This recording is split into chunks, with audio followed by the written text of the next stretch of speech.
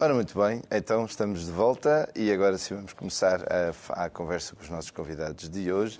E connosco temos aqui um amigo nosso, já não é a primeira vez, já é, sei lá, a terceira ou quarta, acho que é a terceira vez. Nuno, bem-vindo outra vez aqui. Olá, muito gosto. É muito bom estar sempre aqui, sempre tens novidades, lembraste da gente, obrigado por isso, obrigado pela tua companhia. E realmente estavas aí ali com o dedo assim um bocadinho inquieto. Para aquecer. Para aquecer. Esse violino que trouxeste hoje pensava que tu agora só usavas, tinhas aquelas modernidades todas, mas esse não, esse é daqueles. Este é um violino feito à mão, é italiano.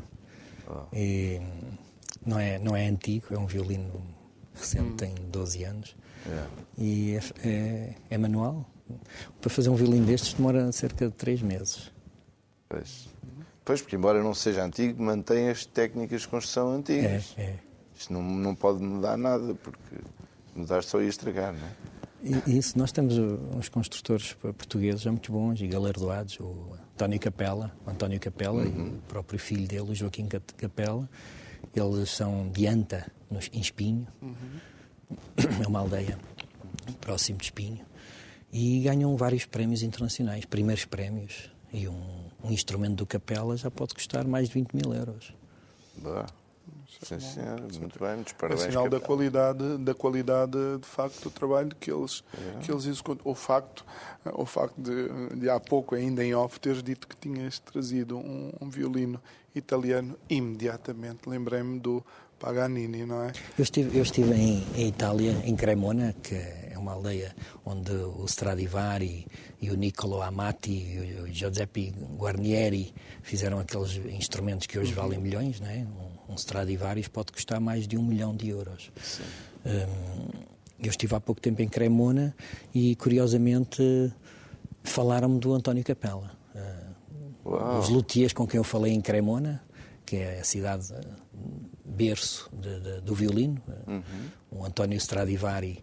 O António Stradivari fez os Stradivarius. E o Guarnieri, o Giuseppe Guarnieri, fez os Guarnierius. É assim que eles chamam aos instrumentos. E curiosamente, o nosso português, não é? O luthier português, António Capela, eles lembravam-se, e conhecido, sim, muito conhecido, e diziam, Capela, falavam do Capela como António Capela, é uma referência, tipo, é uma lenda, é quase uma lenda. Para nós é um orgulho, não é? Em Portugal termos um... E já te passou algum pelas mãos num Stradivarius?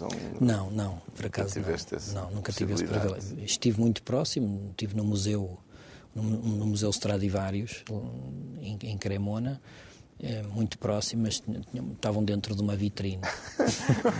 Cheio de seguranças à volta. Não te roeste as unhas todas. Fotografei e filmei. Dá vontade. Muito bom. Olha, então tu hoje vamos falar de duas coisas. Estás aqui precisamente porque nesta altura é a altura de lançar, está a ser lançado agora um novo CD teu. Tu, para quem conhece o teu percurso, já sabe, né, que foste o fundador dos Corvos. Este CD tem uns originais, tem alguns originais meus. Nuno Flores, The Crow. Também são músicas clássicas, no fundo, não são músicas com voz, são músicas instrumentais, é isso que eu queria dizer, são músicas instrumentais. Sim. E penso que a partir agora do final do mês que as pessoas já podem encontrar na FNAC. Muito bem. Já agora, como é que e já que falaste de originais, como é que tu, enquanto artista, desenvolves o teu processo criativo? Eu vou dizer isto porque eu uma vez entrevistei um autor, escritor italiano, na Sardenha, estávamos na Sardenha, e eu perguntei-lhe como é que era, se ele esperava pela inspiração. E ele dizia, olha, João, eu na realidade, eu chego àquela hora, eu vou para o trabalho. Umas vezes consigo mais, outras vezes menos, umas vezes fico mais horas, outras vezes menos. Tu também és assim, ou tu necessitas de alguma inspiração ou procuras a inspiração? Sim, procuro. Normalmente costuma ser em espaços verdes. Por exemplo, quem me dera estar no Éden a compor, né? Quando eu estava na Quinta do Bill, e lembro-me de falar com o Olavo Bilac dos Santos e Pecadores, o agente deles também punha os Santos e Pecadores em retiro, ou seja, eu lembro que eles gravaram um disco em Arrifana, que é uma localidade. Arrifana, há várias Arrifanas em Portugal, mas eles foram para aquela perto da Zambujeira do Mar, em que estavam longe de tudo. E os próprios Queen, os Queen também compunham assim, ou seja, os managers, ou o agenciamento, ou o publisher, para os músicos não terem distrações, não é? Inclusive com os Corvos, na altura em que eu ainda estava nos Corvos, gravámos um CD assim também, isolados de tudo. E a própria Quinta do Bill, a sala de ensaios era no meio do mato. Era lá mesmo no meio do mato, numa localidade chamada Casas de Além, aquilo ficava mesmo numa aldeia longe de tudo, perto de Tomar, e no fundo só víamos os passarinhos, não havia rede de telemóvel. Claro. Inclusive os Queen, eu creio que assisti a um programa sobre um dos álbuns que eles lançaram. Eles próprios isolavam-se dentro do próprio estúdio, cada um tinha o seu espaço e havia um momento em que cada um estava na sua, por assim dizer, e depois então é que se juntavam e viam o que é que cada um tinha e assim tentavam encontrar alguma coisa. Como é que tu fazes? Porque aqui és tu só. Sim, eu gosto para compor os originais, gosto de ir para espaços verdes. Eu gosto muito de plantar também, eu associei-me à Greenpeace, não é? Já tinha falado aqui no outro programa acerca do trabalho ambiental que eu gosto de fazer, gosto de plantar. Então tenho alguns terrenozinhos ali na zona de Azeitão e é um escape, não é? Ou seja, quem me conhece sabe que eu tenho uma carrinha sempre com umas luvas, com uns serrotes e com umas enxadas. E a qualquer momento. E pronto, assim, normalmente é mais durante a noite, que é mais tranquilo. Assim não tenho os vizinhos a incomodar, a dizer: "Ó vizinho, o que é que você está aí a fazer? Está a plantar?" Também se perde algum tempo com aquela coisa e eu gosto de me isolar. Por acaso, nesse aspecto é engraçado. As pessoas podem pensar: "Pá, anda maluco, vai plantar à noite aquilo, parece o coveiro." Os vizinhos ouvem as enxadas, até podem pensar: "Pá, aquele vizinho é meio estranho, planta de noite." Ninguém chama a polícia a pensar que pode estar a enterrar ali alguém. Não, é mais pela paz, o sossego. Também, agora nesta altura do ano é a altura da plantação. Eu tenho plantado muito agora, a partir de outubro então é uma maravilha, para aproveitar as chuvas. A terra está mais maleável, com mais facilidade para as enxadas poderem... Porque o terreno é muito arenoso, ali naquela zona de Azeitão o terreno tem muita areia. E quando eu planto na altura... Pronto, se plantar no verão é trabalho a dobrar. Porque eu planto muitas iucas e palmeiras, eu já tenho essa preferência por árvores tropicais, porque elas não... E catos também, catos e aloés, o aloé barbadensis, aloé arborensis, que são os dois tipos de aloé que são muito bons para a saúde, são medicinais, têm imensos fitonutrientes. É engraçado, os investigadores, uns cientistas da Universidade de Harvard, quiseram investigar acerca das propriedades do aloe vera, que é o barbadensis, que é aquele que dá a flor amarela, e em comparação com o aloe arborensis, que é o que dá a flor vermelha. Porque a indústria diz que o aloe barbadensis, que é o da flor amarela, tem mais propriedades para a saúde. Mas, no fundo, eles fizeram uma investigação e repararam que o aloe arborensis, o tal que dá a flor vermelha, tem o dobro das propriedades do outro, que é o dito aloe vera, porque vera não existe. Portanto, já estava construída a indústria. Vera foi um frei de nome Francisco Zago, o frei Francisco Zago, italiano, que pegou no aloe e disse: é vera, perante os outros freis, os monges todos, ele pegou no aloe e disse: este é vera, e ficou aloe vera. Esse é o barbadensis, é o aloe barbadensis. Mas é curioso, porque fizeram a investigação e toda a indústria utiliza esse para fazer sabonetes, iogurtes, shampoos, etc. E chegaram à conclusão que o outro, que é mais comum e mais bravo, não é? Cresce à beira das estradas, tem o dobro dos componentes do outro, que é denominado vera. É engraçado.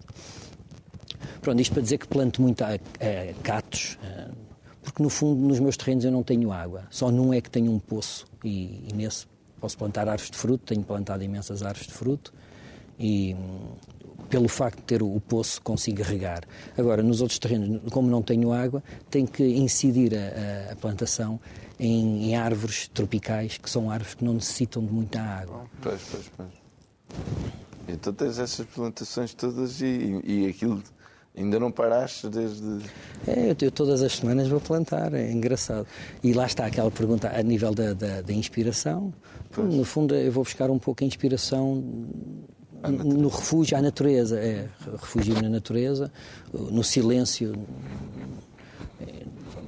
No fundo, é também pelo facto de eu costumo ir em horários pós-laborais. Não é? Consigo ter... mais sossego, não é? Não tenho ali os vizinhos a incomodarem-me. E para mim é importante estas perguntas porque eu gosto, não é, de saber isto. Se for segredo, é segredo, não é? Mas pronto, quando começas a sentir que de facto alguma coisa está a surgir, tu és daquele tipo de artistas que está a tocar e as coisas surgem ou primeiro há, digamos, um processo mental, daqui pode sair alguma coisa, ou depende? Como é que é o Nuno a criar? É de várias maneiras, Às vezes é uma coisa, às vezes é uma situação mais pensada, às vezes acontece, até num sonho. Já me aconteceu sonhar com o enredo de um filme e eu acordo e digo, se eu escrevesse isto tudo, fazia um filme, ou seja, está aqui um enredo. Okay. E a pessoa, às vezes a meio do sonho aparece-me uma melodia, assim, uma melodia ótima, que eu digo, isto é um ganda riff, a gente em português costuma dizer ganda malha, ganda malha que me apareceu aqui, vou já escrever. Mas depois a pessoa está assim meio ensonada e diz assim, não, mas eu não me vou esquecer, ela está tão forte aqui na cabeça que eu não me vou esquecer. E se calhar pela preguiça de ir buscar um papel, porque estou a dormir, não é? Estou a dormir e não me está a dizer ir pegar um papel e começar a escrever. E como ela está tão presente, eu acho que não me vou esquecer mesmo. Entretanto, volto a dormir, quando acordo já não me lembro de nada. Tento-me lembrar e já não consigo. É por isso que o Einstein, onde quer que fosse, ele ia apontando as equações que lhe iam aparecendo, não é? Sim, porque... obviamente é importante quando o artista é um artista solo, não é, que está a criar a só, é importante que de alguma forma também seja um reflexo dele mesmo, não é? Porque no fundo quem está a compor é o Nuno, não é fulano ou cicrano, não é porque a editora pediu, embora haja compromissos que se calhar às vezes nós temos que cumprir. Como é que, por exemplo, as emoções que o Nuno sente se refletem na sua música? Deixa-se levar pelas emoções? Sim, deixo. E também não cumpro obrigações da editora. Por exemplo, assim, antigamente, quando a indústria musical era muito forte e os discos vendiam, que hoje em dia não é o caso, não é? Hoje em dia temos que optar pelas vendas digitais, porque os CDs em formato físico acabam por servir só de cartão de visita, não é? Esse CD é um cartão de visita. Uma pessoa pensa, olha, isto é um X valor, através da editora vamos fabricar 5.000 CDs, já sei que vou ter que oferecer se calhar metade, até nos concertos, nas próprias FNACs aparecem amigos e acabamos por distribuir CDs às vezes gratuitamente. É como se fosse um cartão de visita, porque acaba por ser um objeto obsoleto, não é? Infelizmente é um objeto obsoleto. Talvez que no futuro venham a criar um outro formato, talvez uma pen, sei lá, começarem a vender pens mas é curioso, porque até nos carros hoje em dia as pessoas ouviam muita música no carro, os próprios rádios do carro já nem trazem leitor de CDs. Sim, alguns não.